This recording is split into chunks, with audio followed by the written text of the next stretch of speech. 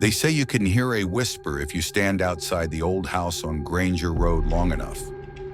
Not a breeze, not an echo, but a real whisper.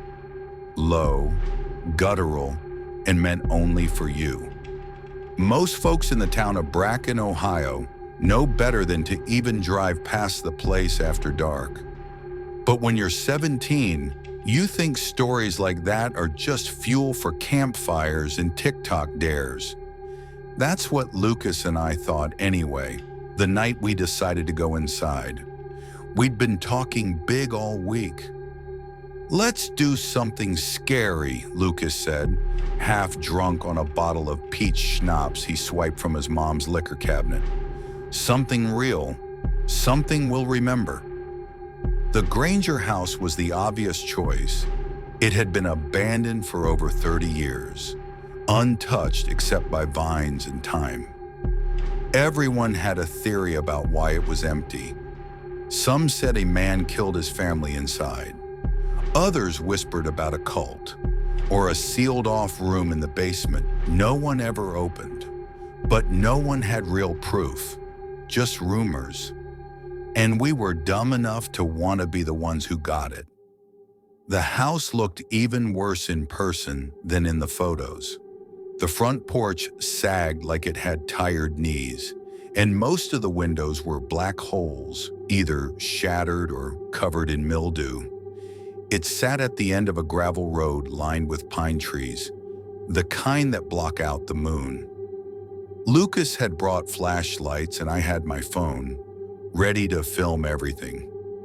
I remember feeling this weird tension the second my foot touched the porch, like the air around the house didn't move.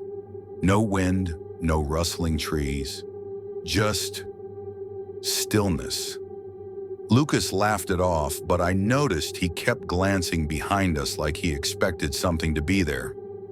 We got in through a side door already cracked open, wood swollen from rain and years of neglect.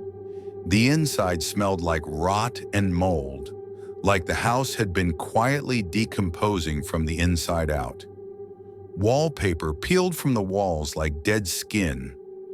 Furniture, if you could call it that, had collapsed into itself, draped in cobwebs and dust thick enough to write in. But what got me the most was the silence. You expect some sounds in a place like that, the creak of floorboards, the scurry of mice. But this house had none of that. Our footsteps felt swallowed, muffled, like the house didn't want to share the noise. The real trouble started when we found the door under the stairs. It didn't match the others, newer, cleaner, and weirdly untouched. While the rest of the place looked like it had been aging for 100 years, this door looked like someone had installed it last week. Lucas found a key inside an old drawer nearby, and when he turned it, the lock clicked open like it had been waiting for us. The stairs beyond led into a basement that smelled like wet concrete and copper. The walls were lined with old wooden shelves filled with rusted tools and glass jars of God knows what. But in the far corner was something we hadn't expected. A chair, a small metal one, sitting in the middle of a crudely painted symbol on the floor. Some kind of circle with sharp edges, uneven lines like it had been drawn in a rush. The paint was dark red, thick, maybe old blood. Maybe not. Lucas laughed nervously, walking toward it with his flashlight. "Bet this was some satanic ritual crap," he said, but there was a hitch in his voice. I didn't answer. I was watching the walls. There were scratches in the concrete, long, deep ones. Not like from tools, like from nails. That's when we heard it, knocking, from inside the wall.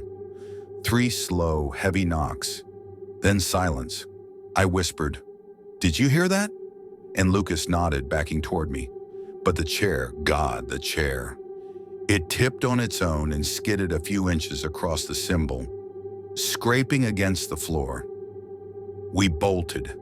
We didn't stop until we reached the main floor, slamming the basement door behind us. I was shaking. Lucas looked pale, but when we reached the front of the house, the door was shut, locked.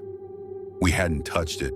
I grabbed the knob and twisted hard. It wouldn't budge. There was no keyhole on our side, just a flat brass plate, smooth and silent. "This isn't funny," I said, voice rising. "We didn't lock this." Lucas just stood there staring at the hallway like he wasn't hearing me. "Look," he finally whispered. "The windows." I turned. Upstairs, behind the dark glass, were figures, shadowy, still, standing in the windows, watching. I couldn't see faces, just shapes. Human enough to know they weren't reflections. I raised my phone to record them, but my screen stayed black, camera frozen, flashlight dead. Then something slammed against the upstairs window, so hard I saw cracks web across the glass. That broke us. We ran for the back door. It wouldn't open. None of them would. It was like the house was sealed from the inside. No matter where we turned, the doors either vanished or refused to move, like the house itself didn't want us to leave.